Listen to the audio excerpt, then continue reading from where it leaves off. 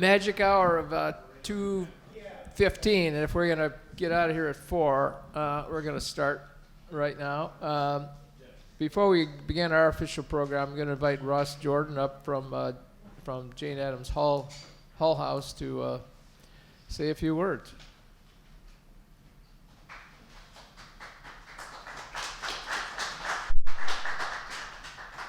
Hey, my name's Ross Jordan. I just wanted to welcome you all here.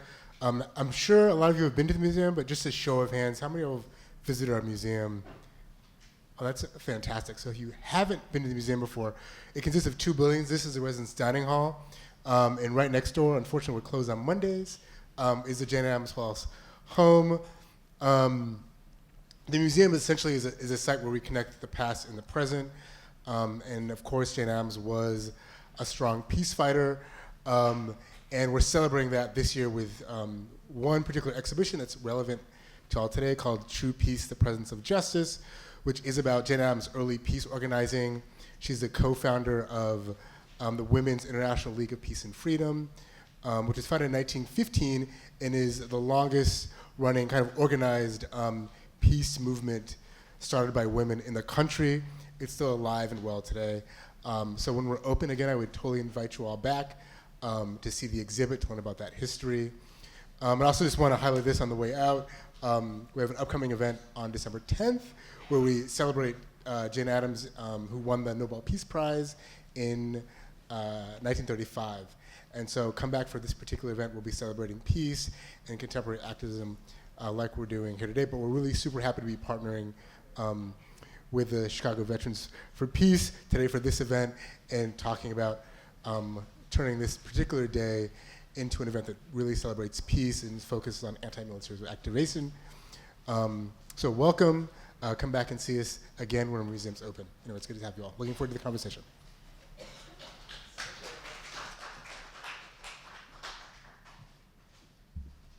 I want to thank Jennifer Scott and Michael Ramirez. Jennifer Scott is the director and the curator of the Jane Addams Hull-House Museum. And as you can see, they're typically closed on Monday, but she allowed us to come in, and the staff came in. Hopefully they're getting paid for this. But it was very nice of them to do that. A little background on Armistice Day. Hopefully you're familiar with that. But it started in 1918 with the end of World War I. And they declared this a day to celebrate peace worldwide. And over the course of the years, as we typically do in the United States, we've turned a peace day into another military day, which drives me crazy, very honestly. And Veterans for Peace in the United States has started an initiative called Reclaim Armistice Day. And there's chapters all across the country doing similar things to what we're doing here, and not using that other word that they describe this day as, and always calling it Armistice Day. So you will see most VFP people out there calling this day Armistice Day as opposed to whatever they call it now. I don't like the word. And it's very, I couldn't think of a better place where we could have this event than Jane Addams Hull-House. Jane Addams worked for peace and justice on many levels. And on this day, I remember her as she fought very hard to not get us involved in World War I. And then she kept fighting, for the war to end. So here we are, somebody who was, a peace person, Chicago's most famous peace person, and ended the war, and was probably involved with having it named Armistice Day. So we're here to reclaim that day, in the name of Jane Addams and everybody who works for peace. Our event is called Imagine Armistice in Chicago. And we know armistice means put down your arms. But imagine is a very strong word. And if you look at history, virtually nothing happens unless somebody imagined that it would happen. One of the things I read, talked about, and my antenna has been pretty high about imagine for a while, but one of the things I read talked about, one of the examples would be John Kennedy, when he said, we're going to put a person on the moon within 10 years. Now, he imagined that happening. Otherwise, if you can see it, you can make it happen. And sure enough, within 10 years, it took 400,000 people to do it. But we did it.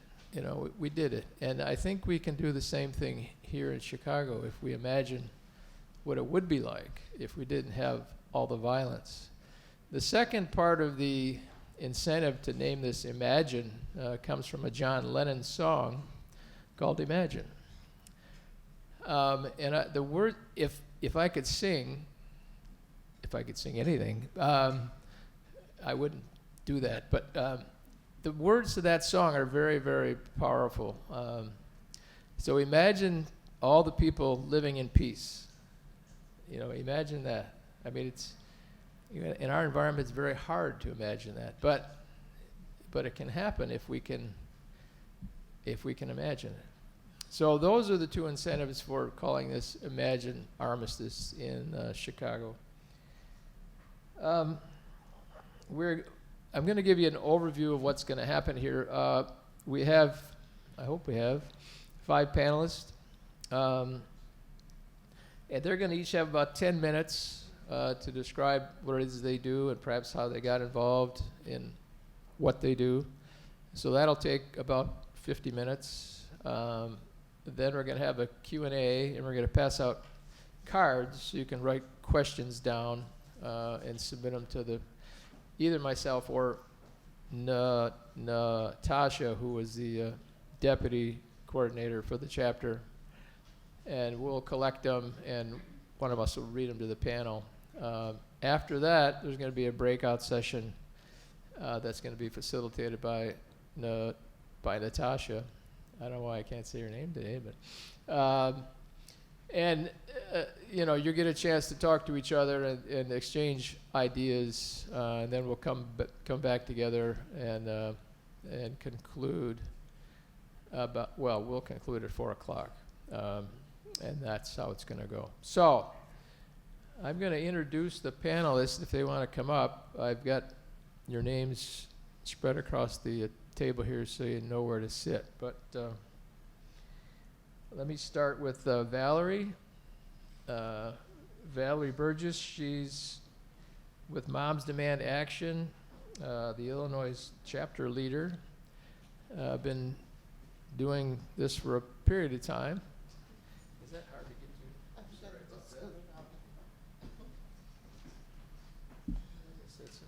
I guess speakers, you got to go around the other way. Is China here? There you are, China. China's with Good Kids Mad City.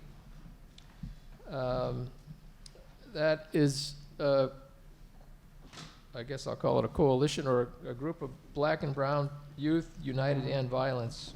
She's an organizer and an activist and a senior at King College Prep. Carmel Brown, there you are. I saw you on the way in. No, I saw you going up to the bathroom, actually. By the way, the bathrooms are on the 2nd floor, elevator or stairway. Carmel's with the Chicago Children's Advocacy Center. She's a licensed clinical social worker and director of MDT, which I don't know what that means. Multidisciplinary team. I can explain. Yes, that's good. And I looked it up, and they are the only nonprofit in the city that coordinates efforts to protect children. And there's a lot of groups who are doing various things, but they they coordinate it and make sure the best thing happens for the child. Andy Thayer, there's Andy. I didn't ask Andy what he wants me to say, so I'm just gonna ad-lib it here. He's with the Gay Liberation Network. Actually, he's the founder of it, and it's LGBTQ folks, but they don't just focus on their issues. They're out to fight oppression in all forms for anybody. Is that about right, Andy? Yay. And then Natasha is, there she is. Natasha is a CPS parent of a high school junior and a 20-year veteran of the Air Force, retired about 2 years ago, if I'm not mistaken. With that, oh, just spilled my water. How cool. Let's start with Valerie and then work on down the line. I just have one point of clarification. Go ahead. One point of clarification. So everyone is going to kind of take turns. We'll go through just a brief 2-minute introduction of ourselves, and then our work, and then we'll go back into the discussion. Whatever you want to do. Is that okay with everyone? Deputy coordinator. Yes. We'll start off with like a 2-minute introduction, Okay. and then we'll work our way through, and then start with our panel discussion. Is that okay? Okay. My name is Valerie Burgess, and as Ernie said, I am one of the My name is Valerie Burgess, and as Ernie said, I am one of the co-chapter leads for Moms Demand Action for the state of Illinois. I became involved with gun violence prevention because almost 6 years ago, my only child, Craig Williams, was shot and killed on the south side of Chicago. And in order for me to be able to deal with the pain of losing my son, I had to find a way to cope. And my way of coping was to become involved with gun violence prevention. I'm Andy Thayer. I'm not only with the Gay Liberation Network, I'm also with the Chicago Committee Against War and Racism. And my remarks that I'll go into a little bit later are really about addressing the causes of violence, whether you're talking about state violence here in our city by the police or about the numerous wars that plague the world. Hi, everybody. My name is Carmel Brown. I am the director of MDT coordination of the Chicago Children's Advocacy Center. And what the Chicago Children's Advocacy Center does is that we investigate child sexual abuse. And so all cases of child sexual abuse where the offender is a person of trust or in a position of authority or a family member, all those cases are investigated at the Chicago Children's Advocacy Center. We actually investigate about 3,000 cases a year. So far, and on average, we have about 200 cases a month that come in. And as a director of MDT coordination, I am actually, my responsibility is to make sure that all the different partners work together. And so at the Chicago Children's Advocacy Center, we have the police department. We have about 41 investigators who work there. We have the child protection investigators through DCFS, and so we have those individuals who work there. We also have state's attorneys who prosecute the cases, and they're also based at the Chicago Children's Advocacy Center. We have a medical clinic that is funded through Stroger Hospital, and they do all the medical evaluations there.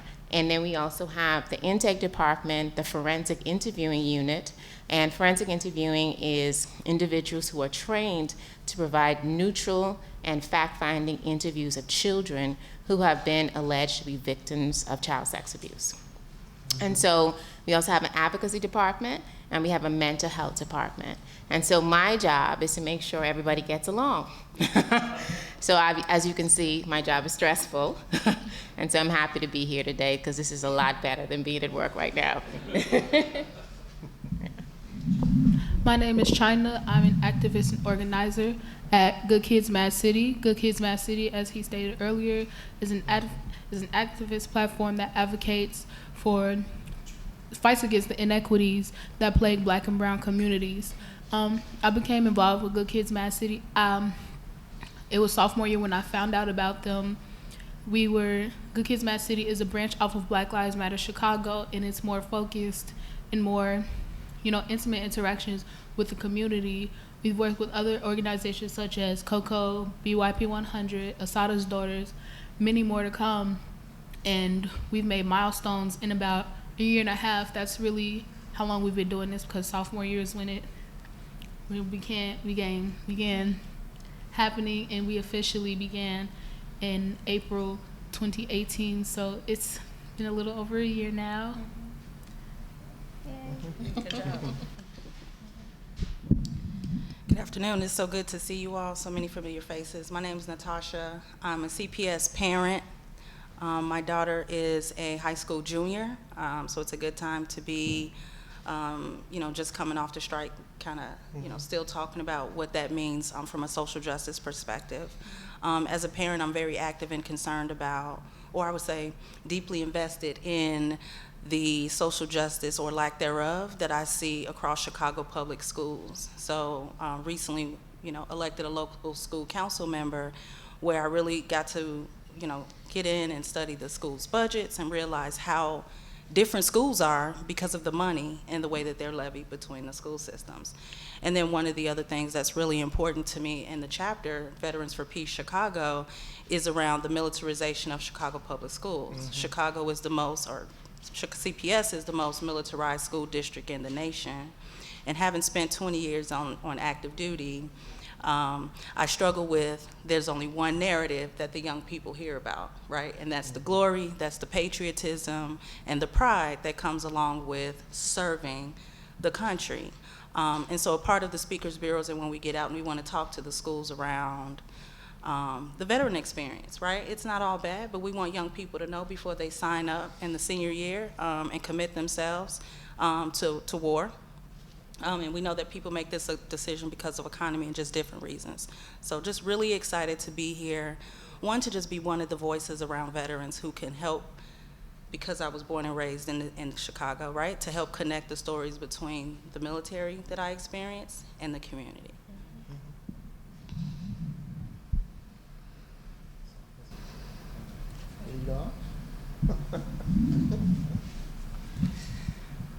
And how do you want me to lead? So as I said earlier, I became. What should we do? What should we do? Okay. I don't know what we should do. I just know that we have to do something. My work in gun violence prevention has provided me a platform in which to talk about the violence that goes on in our city, to advocate for collaboration, not just laws, because Moms Demand is also a subsidiary of Everytown for gun safety. And when I first joined Moms Demand, I sat at a meeting and they were talking about bills and supporting bills and legislative action, and I thought to myself, what does that have to do with the everyday urban gun violence that's going on in this city?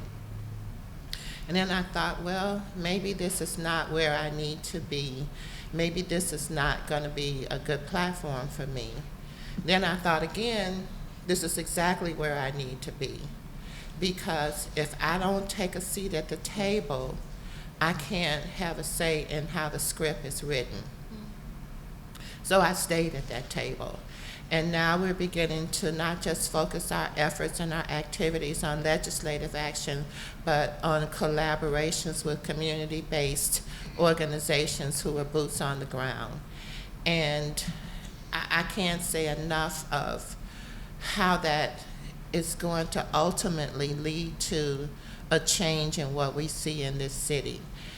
We can't change gun violence in this city until we change the narrative. It's not just a Black and brown problem, it's all of our problems, because we are impacted every single day. It's gonna become, and if it hasn't already, everybody in this room and outside of this room will know somebody who has been a victim of gun violence. And that's not how we should live. I should not have had to lose my only child because he decided to go to a store before taking some friends home to buy some snacks, and somebody else decided that his life was not worth living. My son also left behind 2 young children who will only know their father through the stories that me and other family members and friends tell them. That's not how we should live. So I devote my time when I'm not working a full-time job. I devote my energies and I devote my time to learning how to collaborate, to work with other community-based organizations, to try to come up with solutions to how do we end gun violence in this city. You'll hear things like root causes. And we pretty much know what the root causes are. We know that it's poverty. We know that it's unemployment. We know that it's food deserts. We know that it's affordable housing. We know that all of those factors contribute to gun violence in this city. And where is most of the problems concentrated? They're concentrated in Black and brown communities. And I don't care whether it's a Black and brown community that's middle class or low income, those problems are concentrated in our communities. And until we begin to think that it's not, to start changing that it's not our problem and that it's only affecting them and not us, we will not be able to change the script. We will not be able to change the narrative. And we will not be able to reduce gun violence in not just Chicago, but in any city. I had a conversation with a gentleman coming in, and we talked about the fact that Chicago is not the worst place in the world in terms of gun violence. We do not have the highest rate of gun violence, but one person killed in whether it's Chicago or St. Louis or New Orleans is one too many because it's senseless, and we do not have to deal with that, or we shouldn't have to deal with it on an everyday basis. Thank you, Valerie. I've historically approached the issue of violence, aside from being bashed in my youth, from a standpoint of an anti-war activist. And ever since I became politically mature in 1978, if you will, and started caring about issues. I have been an anti-war activist, and we've been in one war after another. And for all the trauma that people talk today on quote-unquote Veterans Day about the trauma done to veterans, we have to remember the much greater trauma inflicted on the victims of the U.S. Armed Forces and how many fewer resources they typically have available to them. The people of Iraq, the people of Afghanistan, decades of war, and I think that we have to keep that in mind. But what I wanted to address today is how do we stop violence? It is such a huge problem. It's easy to get numbed. It's easy to get driven into action out of despair, and those are totally human responses. But I want to start with a message of hope that violence is actually not typical of the human species. I know that sounds strange, but violence is not typical of the human species. The inequality that Valerie talked about is not typical of the human species. The human species has been on the planet for approximately 350,000 years. And of those 350,000 years, so-called class societies, whether feudalism or other class societies, let alone today's capitalism, have only been around for 10,000 years. And what anthropologists will tell you is that in most of these pre-class societies that predated the last 10,000 years, people largely got along. Men and women treated each other with a rough equality. And the societies all around the world, regardless of geography, did not have violence as the constant theme that we see here today in the United States and around the world. And I think that's very, very important. Now, there are a lot of causes of violence in today's society. Lead poisoning, for example, has been linked There was a Nation article a few years ago that talked about lead poisoning, yet here in our city, it was actually mandatory that pipes going into residential housing be made of lead until 1986, when it was banned by the federal government. And you look at atrocities like Flint, Michigan, and you say, why are we still doing this? But the main thing is that the violence is not inevitable. I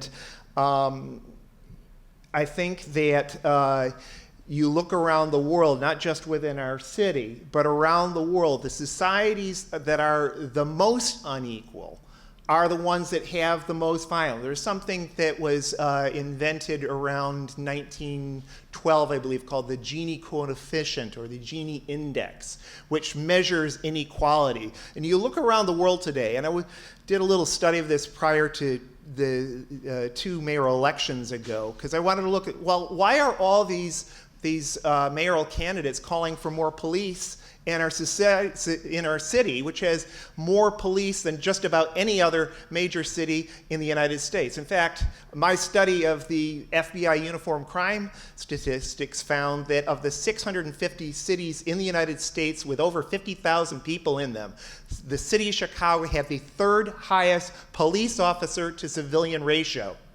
Number 1 was Washington, D.C. Number 2 was Baltimore. And none of those 3 cities can say they've got a sterling record in terms of violence. And so I took a look at it, and it's this Gini coefficient. You look around the world, the societies that are the most unequal, I'm talking like Brazil, Honduras, and other countries with high rates of violence, also, not coincidentally, have got the highest inequality between rich and poor. And so a lot of the things that the Black Lives Matter activists have been saying ever since they started organizing about we need to stop defunding our communities, we need to fight for the sort of things that the Chicago Teachers Union fought so effectively for in the last contract round. These are the things that we need to do to stop violence. Now, it's not enough to say that we can just mitigate violence, because I think we should be fighting for a world that's very different. A world where there is not only no violence or very little violence, but also a world where people don't needlessly starve, where people don't needlessly do without education or health care. The human species is capable of this, I believe. And that's, rather than fighting a labor of Sisyphus year after year after year of, let's just have a slightly less brutal Chicago Police Department, or a slightly less brutal prison system, or a slightly less beautiful. I hear the phrase humane U.S. foreign policy, and I think, what an oxymoron. That we need to strive for much better than that. We need to strive for a society where people truly are equal, where there isn't violence. And I think, as the anthropological history that I just gave shows, the human species is capable of it. I'll leave it to others to talk about ways we can get there, but I think it's important to hold out that hope, because if we just look at the day after day after day violence, it's easy to be numbed into despair and inactivity. And that's precisely what those on the other side want us to be doing, is not doing anything about it.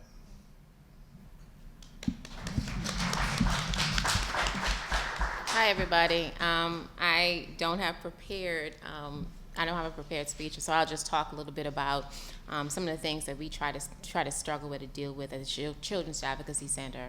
So I routinely do presentations at the Advocacy Center on sexual violence. And one of the things I think people forget or people don't talk about is sexual violence. And because it's a taboo, because we're not comfortable talking about sex. We're not comfortable talking about the things that happen related to sex. And because we're not comfortable talking about it, we also aren't comfortable talking about it when things happen that shouldn't happen in the home and family life and so on and so forth. But 1 in 6 males will be victimized by sexual violence. 1 in 5 women will be victimized by sexual violence in their lifetime. And a lot of times we need to really figure out why, not a lot of times, we need to figure out why this happens. And one of the things that I've been doing since I've been in the Advocacy Center is looking at myths and stereotypes. You know, there are lots of myths and stereotypes about why sexual violence occurs or how we justify sexual violence. But one of the things that happens is, as we think about sexual violence, we rely on something called rape myths. And rape myths actually give us an understanding of the world that is based on flawed and wrong thinking. And so many times when we hear somebody has been raped or assaulted or victimized, we often have to think, this couldn't happen to me. This happened to someone else because they were engaging in certain types of behaviors. Maybe they were wearing a dress that we thought was too short. Maybe they went outside in a place where they should. Maybe they broke curfew. And so one of the things that we try to advocate at the Chicago Children's Advocacy Center is that violence never is the responsibility of the victim. It's not up to the victim to protect themselves from violence. It's up to the offender not to commit violence. It's not okay to hurt people, no matter what is going on. And so we actually often talk about the imperfect victim. One of the things that Natasha talked to me about when she called me, and she wanted me to come and be on the panel, is I just did a presentation on the myth that men aren't raped or sexually assaulted. And that's a myth. 1 in 6 men will be sexually assaulted in their lifetime. And another thing that people may not know is that there's a high correlation between men going into the military as a way to escape violence in their home. And there's a high connection between people who have been abused in their home of origin and enlistment in the military. Many times people go in the military as a way to find peace, which is sort of ironic. We go to war to find peace from home.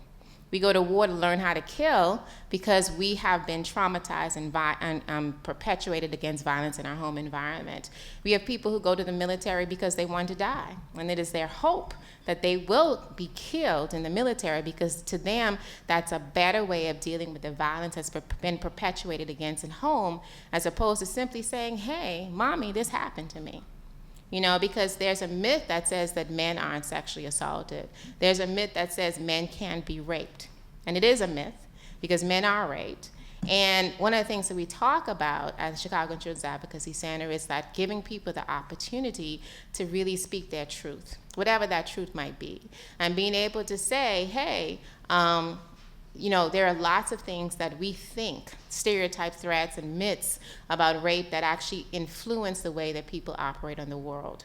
One of those myths is that it's stranger danger. You guys have all heard stranger danger.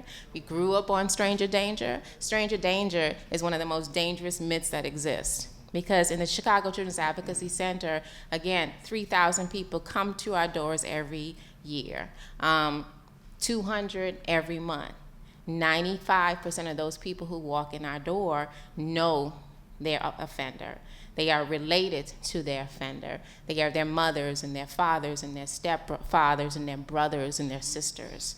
And they are their friends. And they are their coaches or pastors. And so we want to make sure that the world knows that that's not a thing. We need to stop talking about that, all right? Now, we're not saying that violence by strangers doesn't happen, but you're much more likely to be assaulted by someone you know than that person who's hiding behind the tree in the raincoat that people have been hearing about all their lives. So we often talk about those myths. There are other myths. Again, that myth that men can be raped or sexually assaulted, that's a myth. That myth that consent can only be given at one time. Consent is freely given and should be given throughout the entire process. In certain states, actually I think it's in North Carolina, I might be wrong, but there's a state, and I want to say it's North Carolina, where a woman, once she says yes, woman, male, they say yes to the initiation of the sexual act, they do not have the right to then say no throughout the process. In fact, in that state, it says that if you said yes, and at some point you change your mind, that the male or the woman, whoever's engaging in that sexual activity to you, has the right to continue. There have been many people who have fought this. It's gone to the Supreme Court. It continues to still exist in, what year is this? 2019, all right?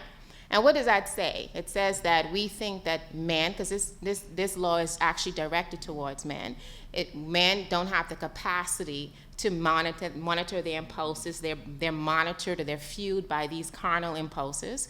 It also says that women, we don't have the right to have ownership of our bodies throughout the process. And it talks a little bit about all the different things that go into why people think that it's okay to commit violence against people.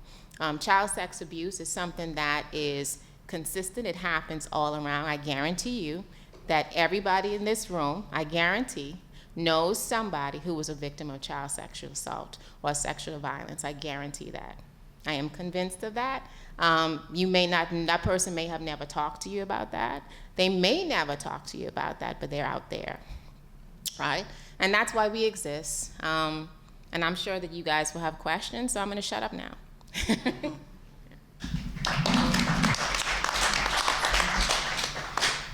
So my chit chat will probably rather be one of the more strong, not long ones, you know. So with being a part of Good Kids Mad City, I've realized that Good Kids Mad City is the ideal structure for me of any revolution. You have an adult giving us the knowledge that they have and helping us, and then you have the young people going out there and doing things. Thus, Good Kids Mad City. And there's this quote that I've been trying to live by. It's by Huey Newton. Excuse me if I'm off on the little words. It says, the first lesson a revolutionary must learn is that he's a doomed man.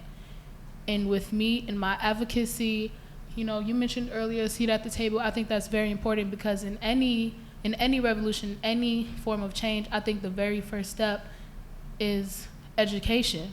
You know, you can't fight for something if you're not aware of what's going on. And oftentimes it's not our faults. You know, growing up, I did not know that I was a victim of inequality. In my head, it was just so normalized. And as I got older and I learned about everything and learned that I was a doomed man, doomed woman, doomed person, you know, it drove the passion behind the activism. And moving forward, you know, speaking about the seat at the table, when you have a seat at the table and you know exactly what you're fighting against, it makes things much more effective. And with revolution, I think it's really tricky to, you know, talk about what should be done because, you know, some issues are just etched so deeply into history that it's hard to, you know, fight against it. You know, one of our more recent platforms we took up was the CTU strike, and I came face to face with the ugliest form of adultism and speaking out against this, you know, just talking to adults, non-CTU adults, about how I felt about the strike. I found that they were very, you know, condescending on me, you know, and even though it is a CTU effort, we still have a right to speak up about it and show our support for the CTU. So when adults look at me and, you know, try to speak to me as if I don't know what I'm fighting for, I feel that that's to my face denying my seat at the table. So I just wanted to leave that with you guys. Thank you.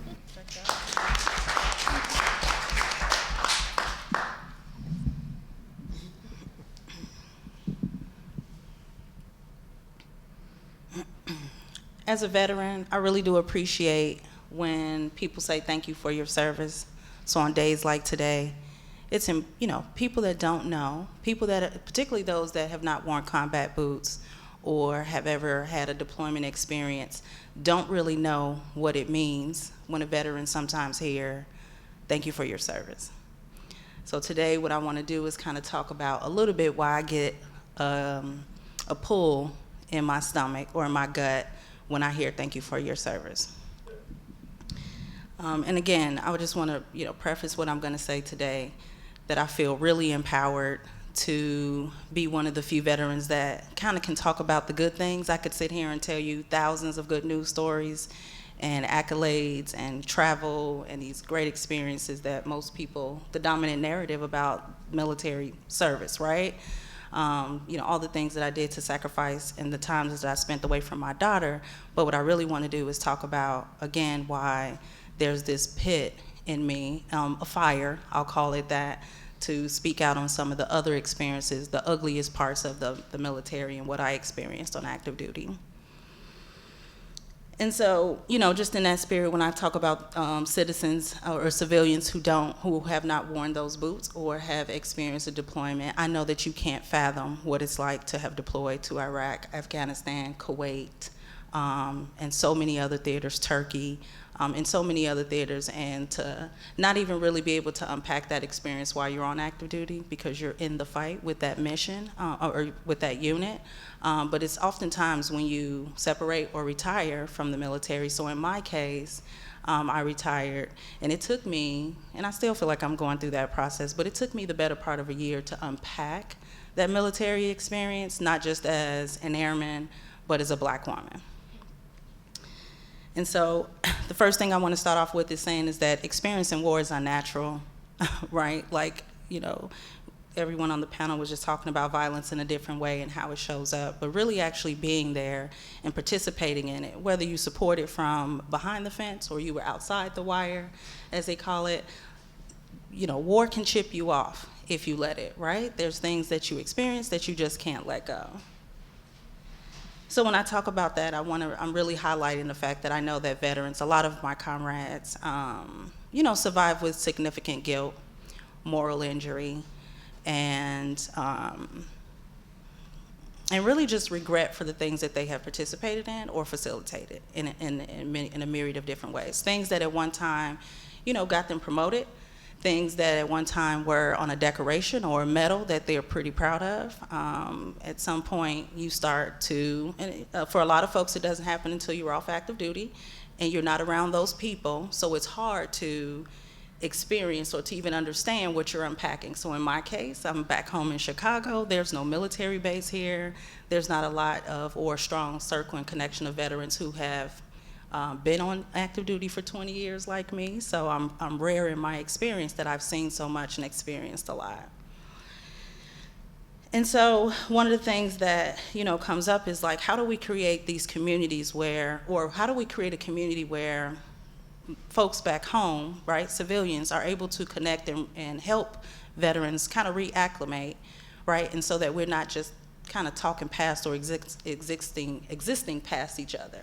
And I feel that in attention when I'm talking to like CPS, the Board of Education, they're looking at me like, what do you mean JROTC is a bad thing? We love it, our students love it. Yeah, they do, because they have a singular I would say, notion or narrative of what the military is. And while we don't want to share extreme stories, what we're saying is that there should be a balanced expectation for young people before they go into the military. So we have a hard time getting Chicago Public Schools to understand that it's important for Veterans for Peace to come into the schools at some point or just participate in curriculum to share some of that balanced narrative. So if there's one thing that I will ask, I'm gonna ask 3 things of you today. If there's one thing that I'll ask in any capacity in which you have to ever come out to the Board of Education meetings and talk out about that, right? And closely, not just around JROTC, but what we're talking about is instead of investing in military training for young people, how about we put that into the arts? How about we put that into experiences that can grow global leaders and not teach our young people that, to glorify the military doctrine. So that's one thing. Speak out on JROTC and enforce and ensure that CPS starts to invest more in the arts. And not just that, from a career perspective, we see CPS, really lowering their investment in career and technical education, right? If you remember, when I was a CPS student in the 90s, there was so many opportunities to be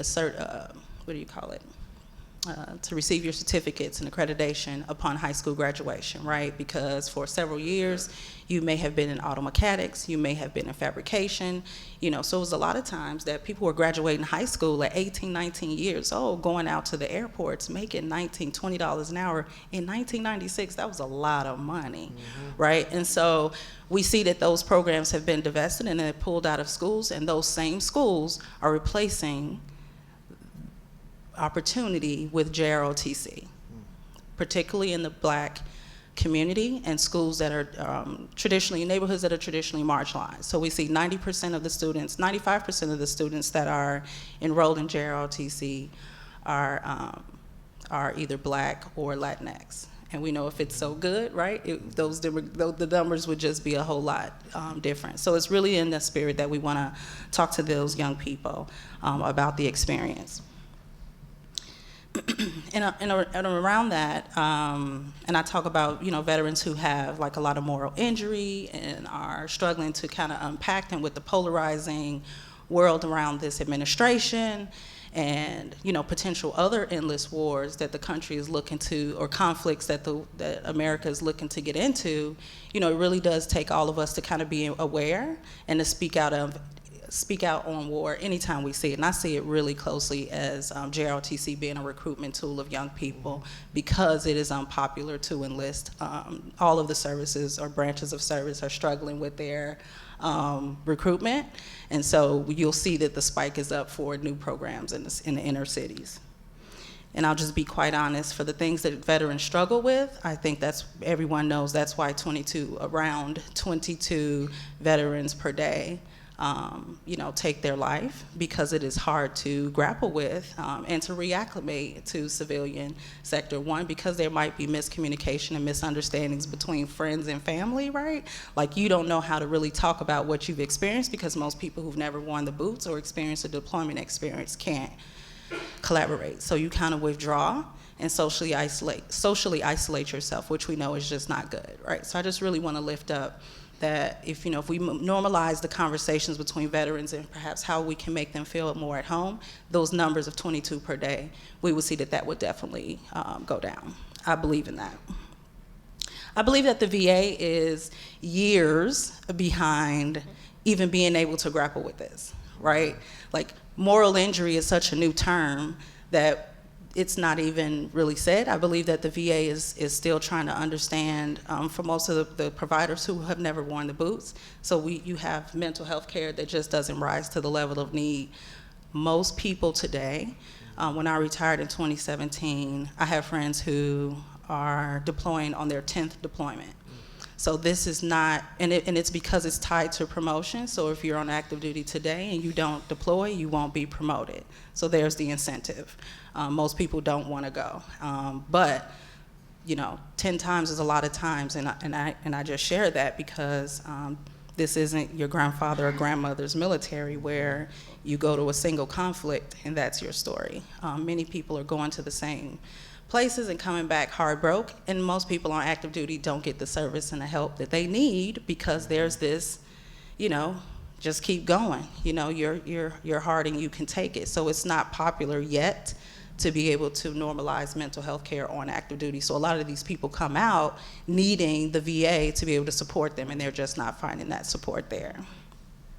So I feel like that's one of those really important things that when we talk about veterans and those that either don't have VA access or don't trust the VA. But I just want to cover one of the reasons why some of the veterans don't have access to the VA, unfortunately, is one of the things that I really feel particularly strong about or empowered to talk about is the acute racism and discrimination that happens on active duty, right? And I'll just tell you quickly how that plays out. If there are two people, one of them black and one of them white, and they commit the same offense, that black person, airman, soldier, Marine, all of the research and data show how unequal and inequitable the punishment is, right? So there are some people that can get the benefit, and then there are those who get the dishonorable, what would you call it? The dishonorable discharge that limits or severely cuts off their opportunity to get VA benefits, educational benefits, housing. So when you look at it like that, I see this as a really important issue that I'm, starting to team with other veterans to talk about how can we get some congressional attention on talking about those that have been wronged and cut off from the services and care that they need from a VA perspective. And then for the veterans that I know that are black and women, it's safe to assume that she's experienced acute racism, assault, harassment, sexism, biases, and discrimination. This type of violence is usually silenced on active duty and in military circles, so she most likely won't talk about it. The mother who served regrets missed bonding, birthdays, school plays, field trips, while deployed away from their babies as soon as 6 months postpartum. That's difficult. And that's why my voice shake a little bit, because that's a part of my story. And it wasn't until I was getting ready to retire, my daughter was in the 8th grade, that I realized, like, well, I missed out on a lot, right? Thus, the reason that I'm just so involved in her high school years, kind of to make up for that lost time, right? Because being away, a part of being in some of the units that I was in, it really required me to be away for a lot of time. So whether it was my daughter would come back home to Chicago to stay with family while I was deployed, at the time when I was married, we would go at separate times, right? So there used to be a military rule that if you were married male to male, military to military, you can't go on a deployment together. So what was happening was one spouse would go for 6 to 9 months, they would come back, and then the other spouse would go for 6 to 9 months. So what that did, at least in my case, is it fractured my marriage, right? It made it hard to connect with my husband, and at the time when neither one of us were talking about our mental health or what we experienced on that deployment, it chipped us off as a couple and as a family. So for the women veterans that I think particularly it's a unique experience, and I can only talk about it because that's my experience, right? Going through racism, I think going through racism and biases sometimes looks like black tokenism, right? Being the only black woman in a room, really knowing how it feels to feel or have this exceptional expectation in order to be promoted and to be in these circles.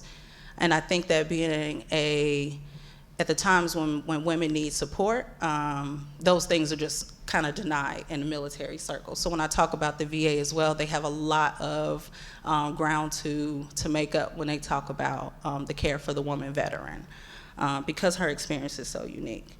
And again, I said I could sit here and talk about my experiences, but one of the really things that I want to share before I close is an experience around 2009 and 10, if you all remember, the Obama administration mandated the drawdown from Iraq to Afghanistan. Does everybody remember that? Mm-hmm.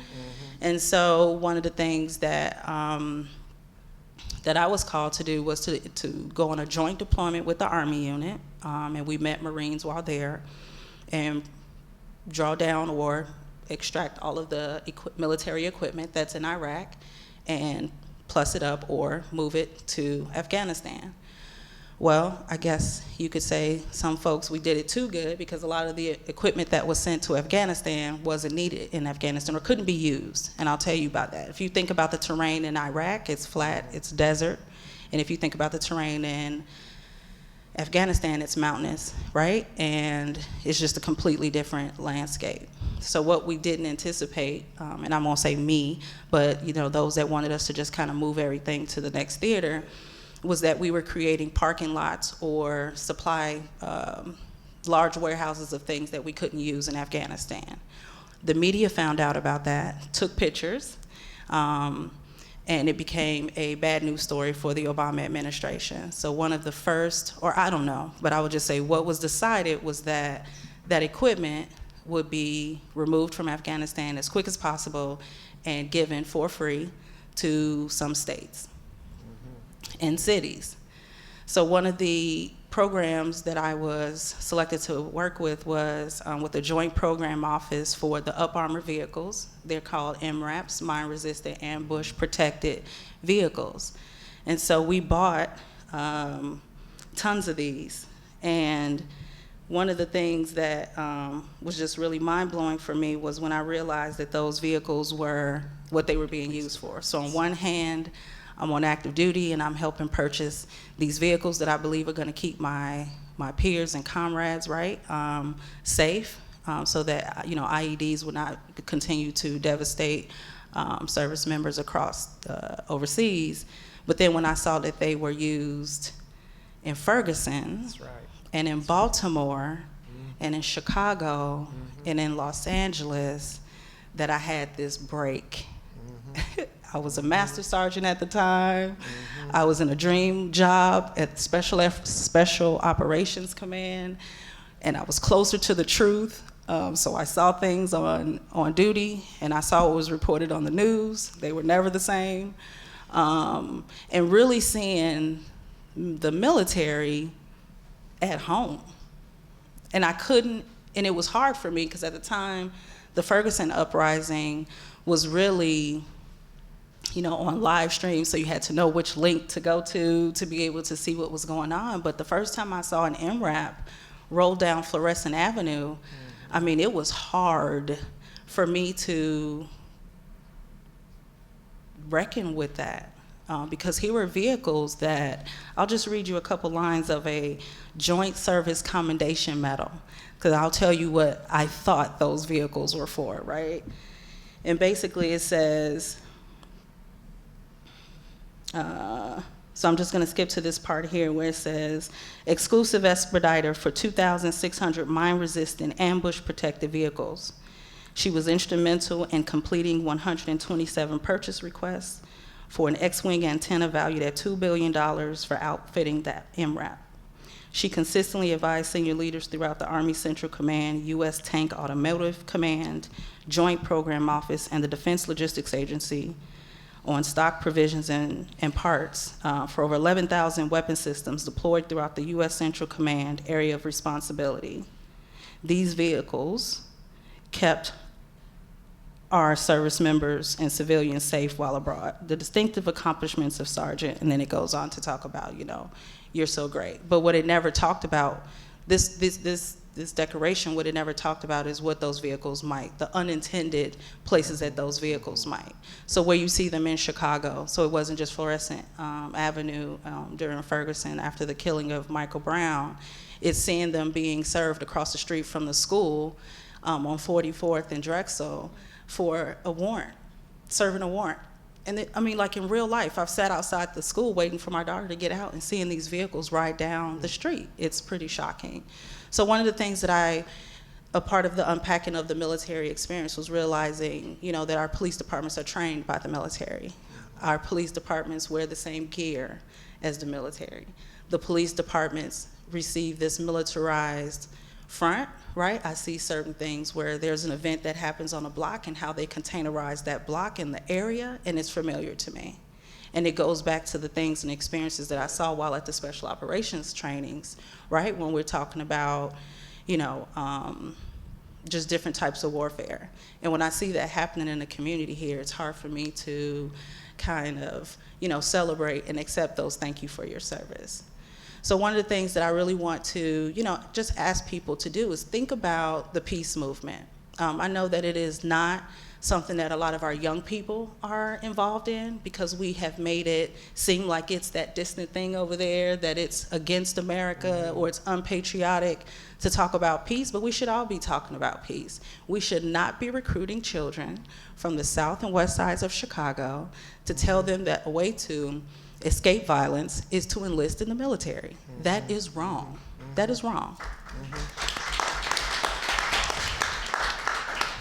And then I think, with that, and one of the things that, I shared this decoration, and when I'm talking to young people is so that they know some of the times that you participate in things and you don't know how that they're gonna kind of come back and impact your own family and your own community, right? So there is a high price to pay that comes along with serving in the military and being able to reconcile with what you might have done. So that was the second ask, is just to get involved in the peace movement, really encourage young people if you know them, really encourage Black people if you know them, because I see that this is also a thing for Black service members and veterans to go back and talk to and make congressional testimonies. That's my goal. Something I'm working on next summer is to make sure that we go and talk to our elected officials when they're home in recess about some of the things that we experience, some of the things that we know that our brothers and sisters that are still in ranks are experiencing today, and we want them to kind of be able to have a fair shake when it comes to their benefits and make sure that they have what they need when they're trying to reacclimate back home. So that's the third thing, the second thing. And then the third thing that I was gonna ask you all is to really just be intentional about, folks don't know, like, what should we ask veterans, right? Really just ask a veteran, what are you comfortable in talking about? We don't want this to be a thing where veterans, you can't talk to them. And I had to tell my family, like, we're not doing that. We are not going to walk around here and pretend that I didn't experience the things that I did and you're scared to talk about it. So here are the boundaries. Here are the things that I will talk about, and I'm good with that. So if you know a veteran, ask them what they're okay with talking about, meeting them where they are, involve veterans in the community. I feel like this social isolation amongst veterans, you know, get them outside of the circles and acclimate them into the things that you're doing, because veterans really have a unique experience and they're really ready to get back into the community. Thank you.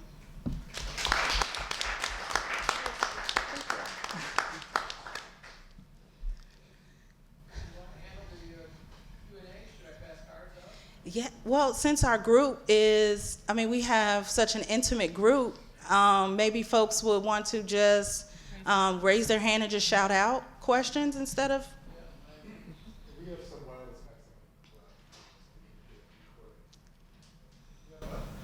Why? Yeah.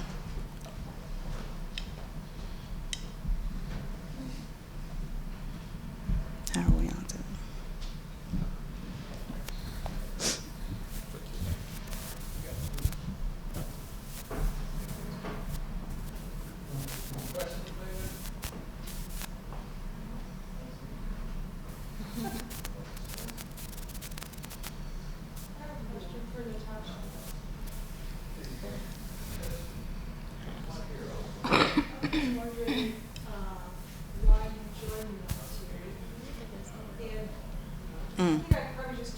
Yeah, probably. It's further. Why did you join the military? It's not on. Sorry.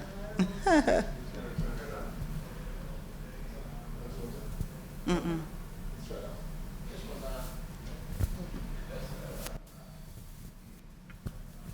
Why did you join the military?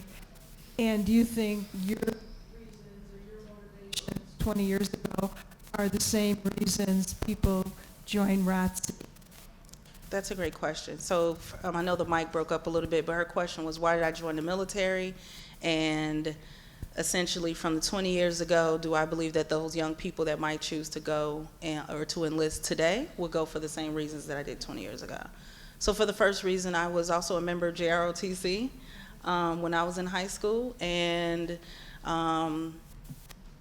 you know, it's a slippery slope. JROTC, the next thing is the recruiters coming to the classroom to speak, and then next thing you know, the recruiters at the house, you know, telling your parents how they can pay for education so that you will, you know, and be able to travel the world. So in the 90s when I joined, there was no war, right?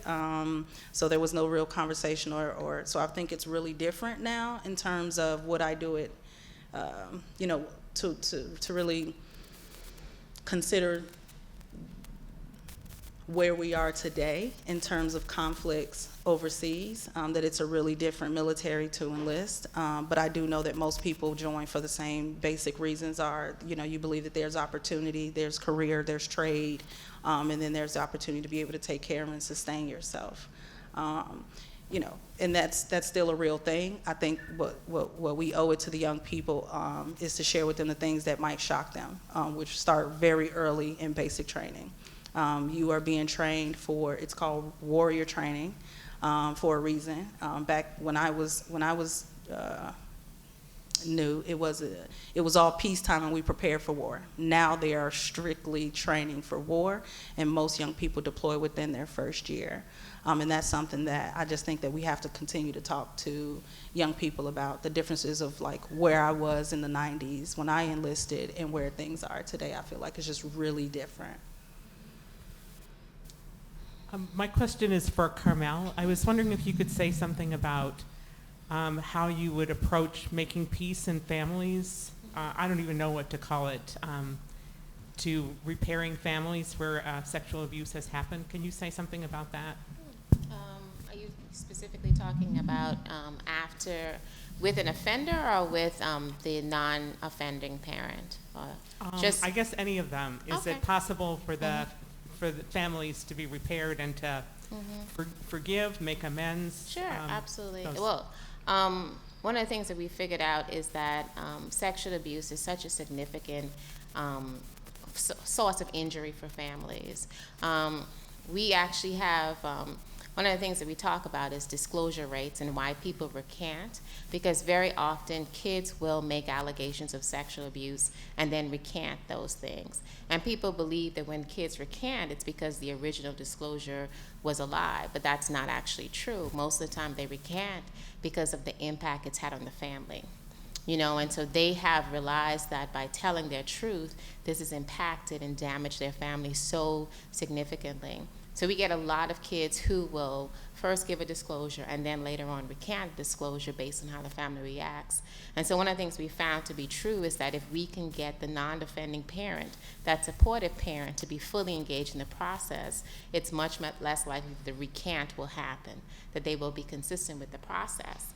But it's one of the things that we actually struggle with quite a bit, because if you can imagine as a mom or a dad, if your child comes and tells you that the person that you're married to, the person that you love, the person that you're sharing your life with has done something to your child in a way that you are unprepared for. And so what happens quite a bit is that parent, that mom, most of the time goes in denial and doesn't want to believe that it happened, because for them, the belief that this happened to my child means that I have to either accept that this person I love is a bad person, or I have to accept that maybe I'm just not the mom that I thought I was because I allowed this to happen. And so for quite a few parents, it's better for the child to say, did this really happen? Maybe you can change your mind. Maybe he didn't really touch you. Maybe he was giving you a hug and you felt weird about it. And so what we try to do is really try to give the mom the supportive understanding. One, unfortunately in our culture, this is actually much more common than it is not. And so trying to normalize that experience for the mom, trying to get them to understand that this actually happens quite a bit, trying to get them to understand that they're not to blame, that it's not okay for anybody to take on ownership of this. What we invariably in our society teach and educate people about how not to be a victim. And that's not what we should be doing. We shouldn't be teaching people how not to be victims. We should be telling people not to victimize, right? And so we need to get people to understand that it's not okay to do this. And so then when we have this situation, parents can then fully accept that this was not my fault. I did not have this happen to me. I'm not a bad person. I'm not a bad parent. This person who engaged in this behavior did bad things. So we actually have a lot of work that we do with the parent, because people can bounce back. Kids are incredibly resilient. We just had an amazing case. We had 2 kids from the Congo that actually talk about violence that came here through immigration. And so they were a brother and a sister. They were living with their father and their mom. Mom died through violence. Then father married again, and the brother was abused by stepmother. And then father died. And so then stepmother died. And so these 2 little kids, they were placed with aunt and uncle. Aunt and uncle, because of the nature of the violence of the Congo, decided this is the time for us to immigrate. So they started the process of immigration to the United States approximately a year ago. It took them about 7 months to get from the Congo to the United States. And through that process, they were on boats, they were on walking. They basically walked from, I think, Brazil to all the way to the United States. They basically were on foot. So these kids, in the process of walking and doing all this travel, these kids who had lost their mother, their father, were abused by a stepmother. They stayed in Brazil for 3 months, learned Portuguese. Then they moved to, I want to say, Dominican Republic or someplace else, learned Spanish for after a month. Just think about this, the trauma that they experienced. But in the meantime, 16 and 17, learned both Portuguese and Spanish, arrived here, and then they were separated from their aunt and uncle through the United States immigration process because they didn't have proof that they were related to their aunt and uncle. So they put them in 2 different camps. Aunt and uncle were sent to one camp. The 16 and 17-year-old was sent to another camp. To this day, they don't know where those individuals, where their aunt and uncle are. So they're placed, because they couldn't prove that they were related to aunt and uncle, they were placed with strangers. Now, this man who said, I was related to this family, uncle, came and got the kids. And how he got to us was he attempted to sexually molest these children. there was no proof that this man was connected to this family. It was only his word. So think about the irony of that. We have an aunt and uncle who've been with you for a year. We come to the United States, we separate you because we can't prove they're related to the children we've been caring for a year. But then we place you with a stranger who we're based only on his word that he is related to these kids. The kids have no idea who he is.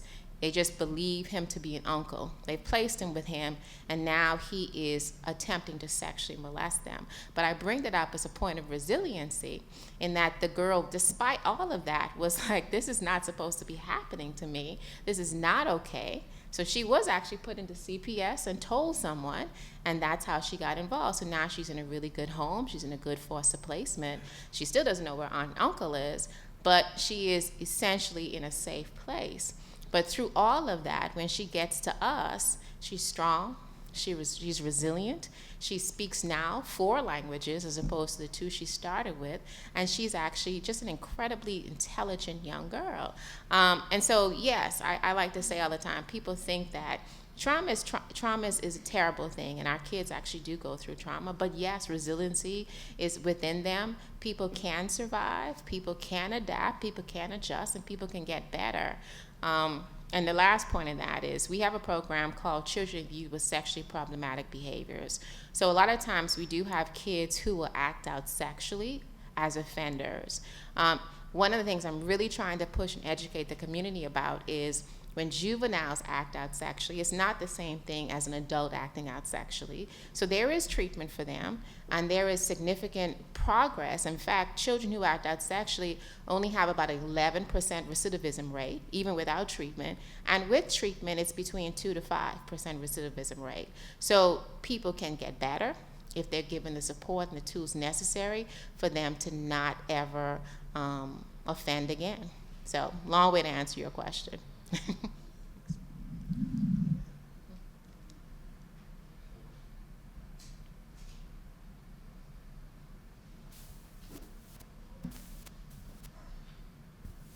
Yeah, my question goes back to the whole idea of ROTC and how it pulls kids in, and they need something in their lives and even a chance to serve.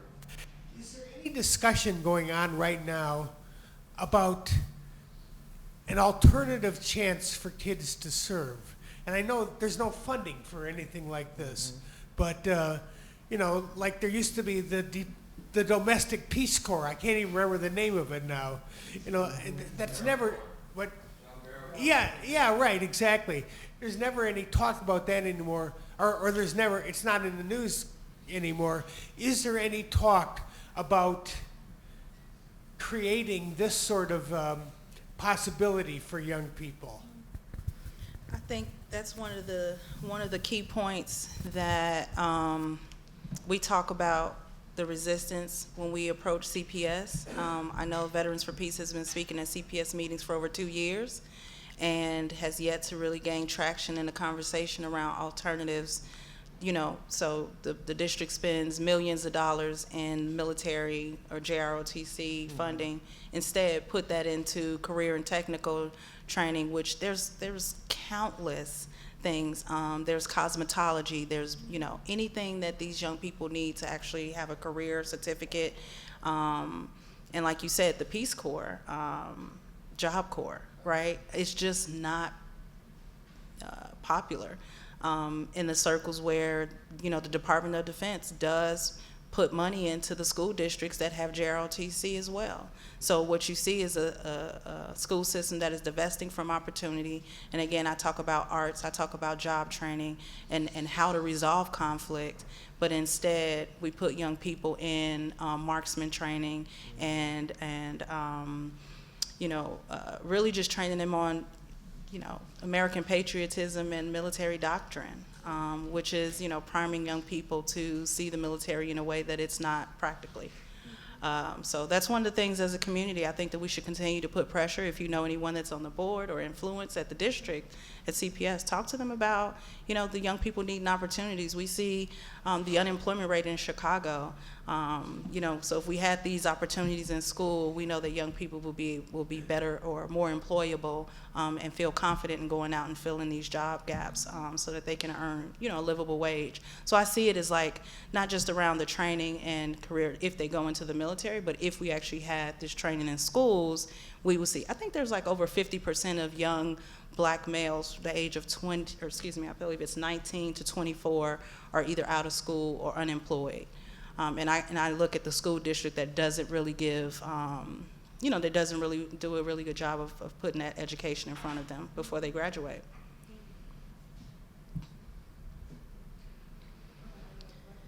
I think our government, the big bulk of the money goes to the military. It doesn't go to education. It doesn't go to social services. The one thing that we can do is we can all be registered voters. Yes. And I'll tell China, you can tell your fellow students that if you're, the presidential primary, we're from the League of Women Voters, the presidential primary is March 17th. You can register by February, I think it's 23rd, 28th. You can go to cookcountyclerk.com, RTV, register to vote. You can register to vote. If you're 17 at the primary, if you're going to be 18 before November 3rd of 2020, you can register to vote. So citizens have to take the responsibility to drive the right politicians into office who want, control of guns, who want to reverse all this funding to military. Let's give funding to education. Let's give funding to climate change. I just wish if all these countries that are having floods and fires and people migrating because their farmland is all in drought, if countries cooperated on climate change instead of killing each other, we'd have a peaceful world. I think what Andy says, we're not prone to be violent. We're prone to get along. But I think the people that are in charge are giving all this money, so all of that money is in the federal budget, and then that's the chunk of money that goes to CPS for ROTC. But I mean, you tell your fellow students to get registered to vote, because we have to go to that. I just really quickly just repeat a little bit of questions for the benefit of our CAN TV audience. Your question was about young people's activism in terms of voting in order to change how funding is used and what priorities are set by Chicago local government and I'm actually happy you brought that up, because one thing that I noticed amongst our age range of young people, I'll just speak louder. I'm sorry. One belief that has been adapted by young people is that what's the point in voting? A lot of them learn how the Electoral College works, and they think, why do I vote anyway? And I personally believe that that's another reason to vote. If you want to make something happen, I think you should have your foot in every door. So yes, I will vote in the primary. Yes, I will work at the local level to try to change things. I will work with my school. And I'm just, with Good Kids Mass City, we're trying to promote that mindset amongst everybody. And I think that a lot of the young people can be very unmotivated. They know what's going on, but they don't, have the mindset of getting their foot in every door. So I'm actually happy you mentioned that.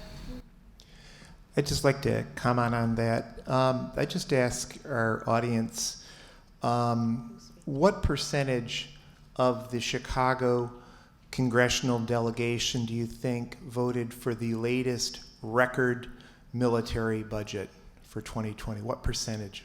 Just shout it out. 100%. Every single Democrat, and I think there's one Republican, depending on how you count the delegation, every single one voted for record military spending. This isn't just a Republican problem. It is a bipartisan problem. And until all of us in this room and all the people out of this room hold the Democrats to the same standard as the Republicans currently in office, I can remember being part of the peace movement when people were protesting against Bush's war. But when it became Obama's wars, where did everyone go?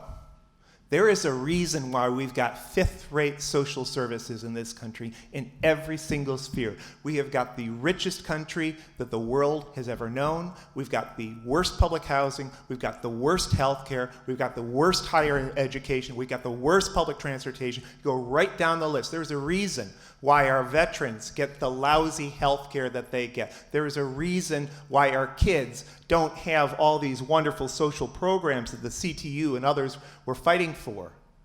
And it is possible for us to win these things. We saw a glimpse of it in the recent CTU SEIU 73 strike.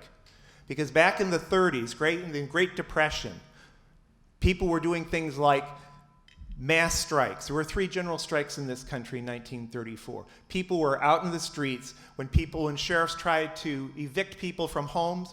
We've got a homeless problem in this country, right? We got 87,000 homeless in our city of Chicago. We got 17,000 homeless CPS students. People in the 30s weren't taking that. They were going out on strike. They were shutting down this city. There was general strike in Toledo, in the Twin Cities, and in San Francisco in 1934 alone. And guess what? That Gini coefficient that I talked to you about the incredible inequality that we see in our country, that Gini coefficient went way down during that era.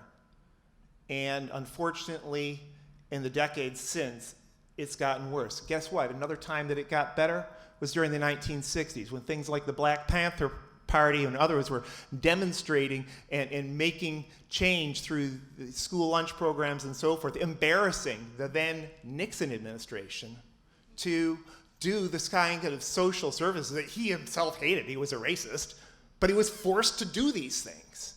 That's what we need to get back to. We can't be going hat in hand to these congressional Democrats and saying, would you please, can I convince you of doing the right thing? They know what they're doing. It's about time for us to get angry at these jerks. It's about time for us to get angry at the Rahm Emanuels and, yes, Lori Lightfoots of the world and live up to their promises. That's on us. Because as long as we go there hat in hand, they're going to think they can continue to fool us. It's time to get angry.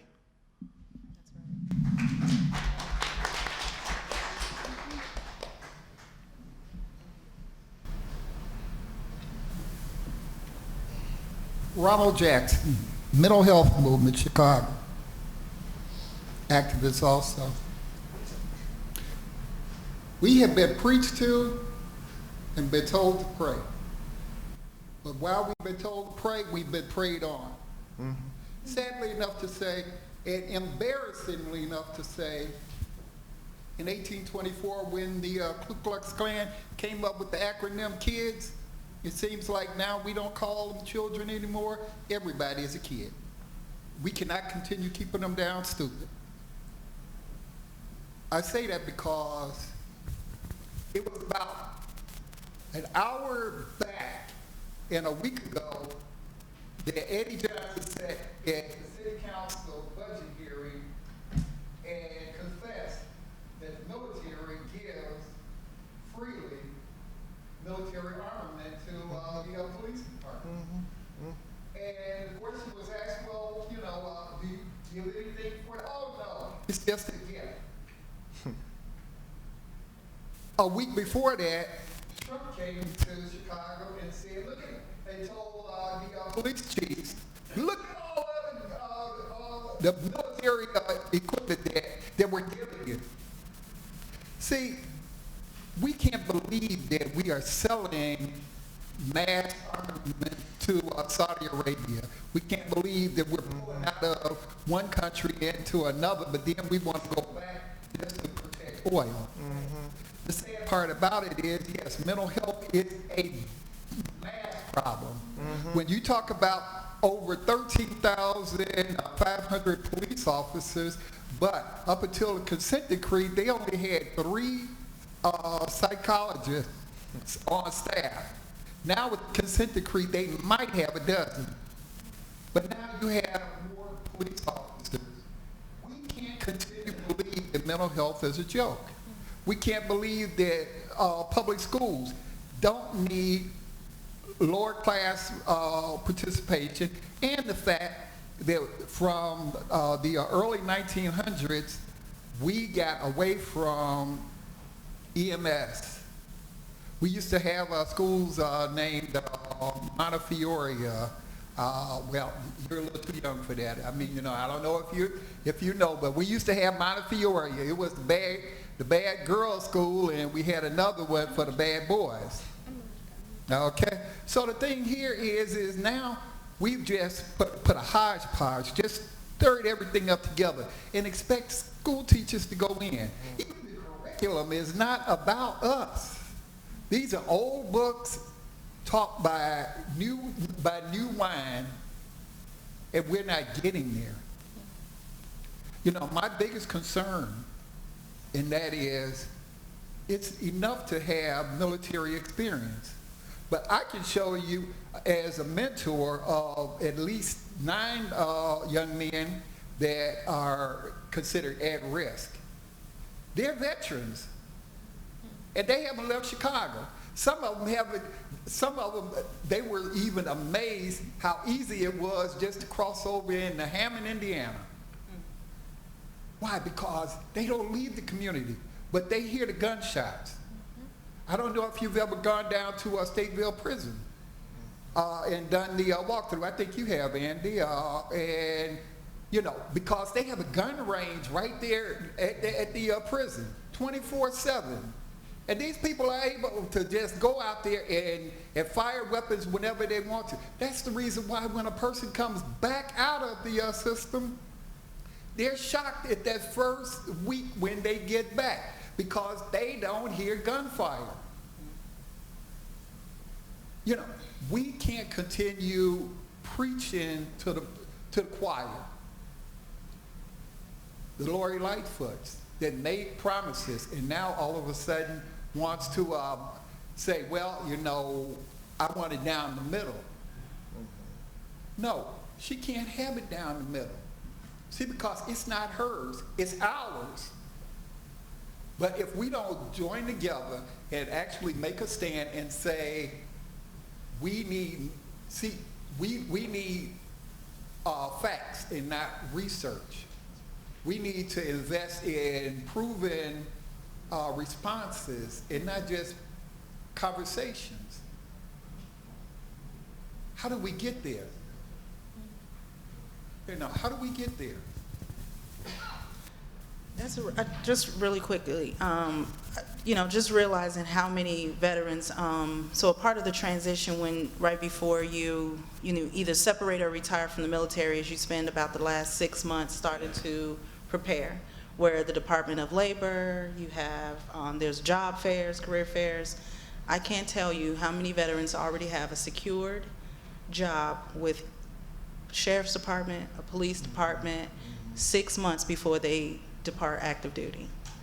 And again, the trauma that was unchecked, not popular to go to mental health and cure while on active duty, is now saturated in a lot of your local police departments and sheriff districts.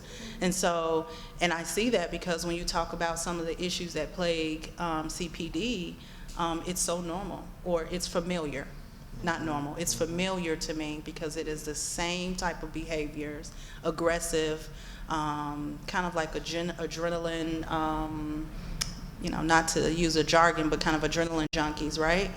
That have a high need for high ops tempo. These are the same folks that we see wearing the same, they didn't even have to change their clothes because they're wearing the same battle rattle that they had over in Afghanistan on the police department. And I think that that's why you see some of the numbers in the on-duty police suicides. I think you see it with the unchecked mental health needs that they have because, again, it's just this same, I really want to connect the police with the military because I don't see, there's no light between the two of them from my perspective and what I've seen. I wanted to make a point on this. You know, because I feel that this was perhaps one of the most biggest slaps in the face that I came across. You know, I recently found out that our new interim superintendent of the CPD was Charlie Beck, and you know, upon finding out that information, you know, when you've been fighting so long against something and you feel that you've made progress, something like this can literally feel like a slap in the face. And I just feel like the city of Chicago has just been boiling, you know?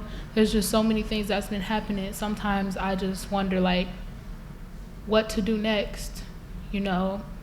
And I feel that in this room, like, there's a lot of hope, you know? I'm really soaking it, even though I'm one of the panelists, I'm really soaking in everything you guys are saying, you know, because sometimes you have moments when you are hopeless, and reading the open letter from BLM Los Angeles, it really, you know, it literally lit a fire under me, and I feel like this is one of those moments where I want to act upon something, but I just don't know what to do. Just wanted to share that with y'all. For those who didn't catch it, Black Lives Matter's Los Angeles reports that Beck presided over the highest number of murders of civilians that the country has seen. By police officers, sorry. I'd just like to make one comment about elections and voting. I think our mindset about politicians is wrong. Politicians work for us. We are their employers. They are our employees. If I go to work and I don't do my job, what's going to happen? I'm going to get fired. And that's the mindset that we have to have about our elected officials, or we call them representatives. If they don't represent us, then we need to fire them. And it's really just that simple. And we don't think about it in terms of simplicity and that they work for us. We have to hold them accountable. And if we begin to vote people out of office who don't represent us in the way that we need to be represented, they need to lose their job. Absolutely. And it shouldn't take 8 years, 20 years. It shouldn't take that. I've recently become a big believer in term limits. But we don't even need term limits. We just need to vote our power. Because that power is ours to vote. Yeah. Yeah, that's right. It's on? Yeah. You're recording? First of all, to your point about sometimes feeling hopeless, I look around this room and I see this panel, and you are all doing the work. And whenever I feel like I'm getting hopeless and in such a state of despair about the world, I remind myself that there are millions of people all over the planet, like you and you and you and you and you, and everyone here, who are doing small things when you look at the big picture. But there are so many people who are working towards a better, more light-filled world. But to me, it comes down to allocation of resources. And it's not even red, white, blue, it's green. It's all about the money. War is a big money-making proposition. We care more about the bottom line. We talk about family values. Our only value, really, as a nation, and we're all complicit, I'm sure, in some ways, large and small. As a nation, we have to be honest. We're kind of about the bottom line. And until the bottom line changes, then our nation won't change and the world won't change. I think we have to take accountability for our own behavior. We have to get out and vote. We have to demand that the people who represent us truly represent us. And I just want to commend all of you for continuing to do the work that you're doing, because even though it may not feel like it on a day-to-day basis, you're bringing light into the world. Yeah. And bless you all for that. I just wanted to say a little thing about hope. I work with many disciplines at my job, and I do have the benefit of working with state's attorneys, child protection investigators, and 41 CPD investigators. And when I first started working at the Advocacy Center, I had my own stereotypes about working with police officers and all the things that I had heard or seen or observed. And what I can say is that working at the Chicago Children's Advocacy Center has changed my mindset about this group of detectives, this group of individuals. Commander Patty Casey, who's over youth investigations, has personally interviewed every single investigator who works at the Advocacy Center. Many of them are social workers, many of them have master's degrees, many of them are teachers. We do have people from the military, but one of the things that she has made a personal commitment to is saying that the people who come in here and do the work have to be, one, committed to do the work and understand that there are limits. Not to say that we don't have disagreements, because it's just natural. I'm a social worker, so I'm going to look at the world very different than a police officer or a teacher or anybody else. But we all have, at the core, our goal of making sure that children are served and get the best help that they possibly can. And one of the things I think when people talk about what we can do is we have a series called Bridging the Gap, right? And this series is based on the community. We invite the community to come in. We had an event, I want to say in August, where we called it Cookies and Coffee and Conversation with CPD and DCFS, where we brought the community in and we had police officers and child protection investigators sit in a room just like this, and we just opened up the floor to ask questions. And the youth asked really difficult questions, like, why do you keep killing people who look like me? Or why does this happen? And the police officers, there were times when it got a little tense. There were times when people got a little defensive, but overall, we had a group that was open and willing to hear the conversation. And I am really believing that it touched the lives of those kids who were in the room. It touched my life. And I know it's really small when we think about the big picture, but what we can do is having open, authentic, truthful conversations where we say, this is how you impact my life. What I found is that we have police officers who also have their own beliefs about the kids that they serve.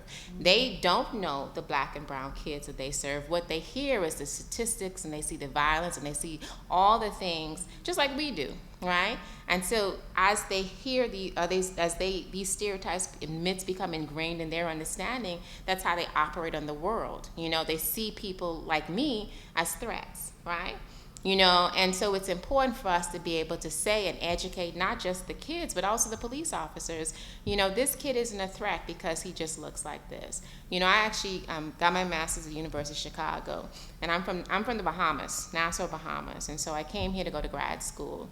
And I often tell people I did not experience discrimination, racism, prejudice until I came to Chicago. I went to undergrad in Huntsville, Alabama, but I never experienced anything, racism, discrimination, anything, until I came to Chicago, Illinois. And it was on the University of Chicago campus. I was walking from school, SSA, to my dorm, and I was followed, 19 years old, by police officers from one end of, the University of Chicago, one end to the other end. And I'm thinking to myself, dude, it's snowing. Like, I'm really cold. If you really want to know who I am, give me a ride. You know, that would really resolve all of this. But that was my very first experience, and I remember thinking, if you would sit and talk to me, you would see that I wasn't a threat. And so that's what we're trying to do. We're trying on a very small level to get people to come and talk, because I think that I know that I got a new viewpoint of the people that I work with, just working at this job for a year, and I'm sure all those boys and adolescents who came and just had coffee with police officers got a viewpoint and a different way of viewing the world. So I encourage people to talk. I encourage people to sit around. I encourage people to go outside of their comfort zone and talk to somebody who doesn't look like them, who doesn't live in their own zip code, who's from a different place, and get to know them, because what you'll find is that a lot more similarities between people than there are differences. Yeah. And I think that one thing that we have to keep in mind when we're dealing with with people in a lot of our communities that are disenfranchised, that don't feel empowered to change their lives, we have to understand that hurt people hurt people. That's right. Mm-hmm. And so if we continue to foster the hurt that our communities are experiencing, especially in black and brown communities, they're going to continue to hurt people because they have to have some outlet. They have to be able to channel the hurt that they live with every single day. We need to have more resources in terms of trauma-informed care. A lot of what is going on in our communities is the result of PTSD. And we have to recognize it as opposed to saying, well, those people, you know, they're thugs and they're hoodlums and they're this and they're that. They're hurt people. And they will continue to hurt people. And I think that that's the mindset that we have to begin to change. Is stop looking at them a certain way. They're human beings. And if we don't invest in our communities, then we will continue to experience the same problems that we experience today. Yeah. And when I met China earlier, I told her, don't give up. Yeah, that's important. Don't ever give up. That's important. Yeah, this has been a tremendously rewarding and enriching panel that has provided for myself a real sense of the possibility of community police education relations in this town, maybe across the country, when civilians bring their perspectives to the governance of the processes that control their experience in their cities. For instance, if you were in charge of the Chicago Police Department, if it had a civilian panel, an elected panel, determining who was the superintendent, determining what type of people would be preferred to be the hires, determining whether or not the most important thing was whether they could de-escalate a confrontation as opposed to shoot straight, whether or not there were resources going into the kind of activities that so many of you spoke of that would make the police, enable the police as human beings, they're human beings, to relate not only to their communities, but to the communities that they police and their families. And I think we have to talk about why that doesn't exist at this point. And it's not because people haven't been voting. People have been voting, but once they vote, they're told to go away and come back the next time the election is held. That if there's to be real change, people have to stay active, they have to stay in the streets, and when the politicians don't do what they promise to do, they have to occupy their suites. It's no longer suitable to wait another 4 years or 2 years or whatever it is. We don't have the time. Also, we've been in this room and talking about inequities and war, and the war in Chicago and the war around the world that our country is responsible for because of its imperialist policies, without mentioning class and imperialism. And you can't understand the role of capitalism dominated by the United States without addressing that and the problems it creates. Bernie Sanders talks about it, but the rest of them think that the system can somehow massage itself to fix the problem. We have an environmental crisis which will impact us all and shorten the ability of us to make the corrections that I've heard you so eloquently speak to on this panel. I'm not sure where I'm going to go with this question, but can you answer the issue of the role of class? Anybody can take it. Andy is excellent. I'm going to interrupt. I think we can only have this room till 4 o'clock, and we've got two minutes to 4. It's a great I'll question. leave it go and as my open-ended question.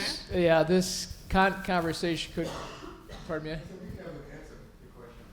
Okay, that's it. You're the You're in charge of the room, not how you know.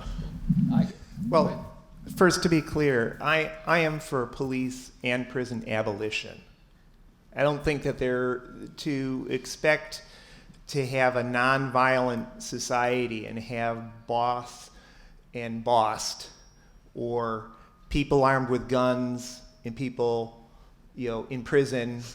I don't think that that's an oxymoron.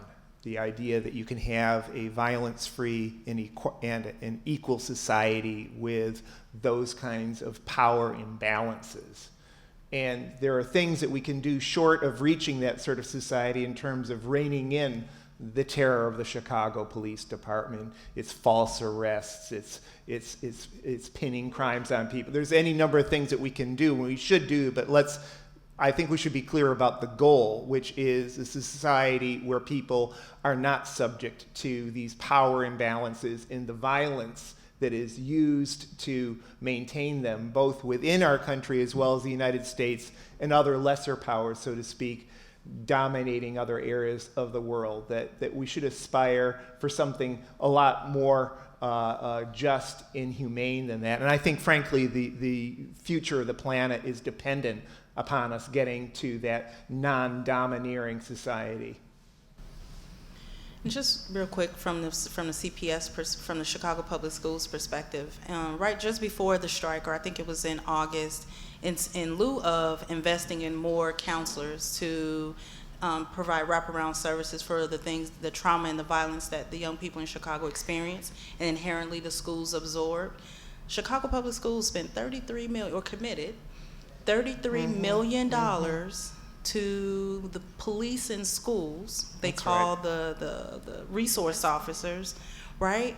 Instead of investing in what the young people really need. And so then the Chicago Teachers Union went on the strikes, and you heard the stories around why these things are needed, why we need nurses and counselors.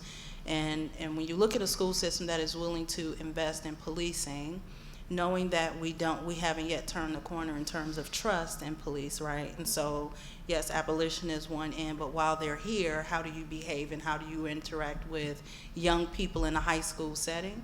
I think that is one of the things in Chicago where the motivation and the priorities are just so far off. Even in the face of young people went and stood at the board and pleaded the reasons why they could use $33 million in other reimagined ways, right? And the board voted almost unanimously to invest that type of resource. So again, when we're talking about pushing against this domineering society, it's being learned in school. It's being normalized in school, and I think that we have to, continue to stand against that every time we see it as well. And, Okay. Yeah. This could certainly go on forever. I want to thank our panelists, Valerie, China, Carmel, Andy, and Natasha for such a great round of discussion.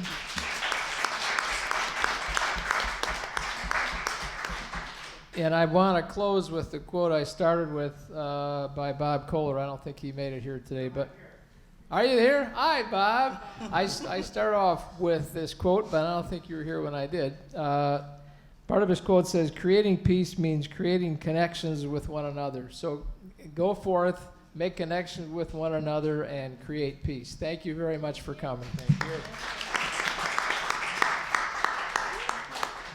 Real quick, if you all are on Facebook, we, the Chicago Veterans for Peace chapter, follow our page on Facebook. A lot of the panel members are involved in a lot of action. I know Good Kids Mad City, they have upcoming opportunities to support. We'll plug them on our Facebook page as well as any other groups around this conversation of what we talked about. Thank you. Oh, okay. Tell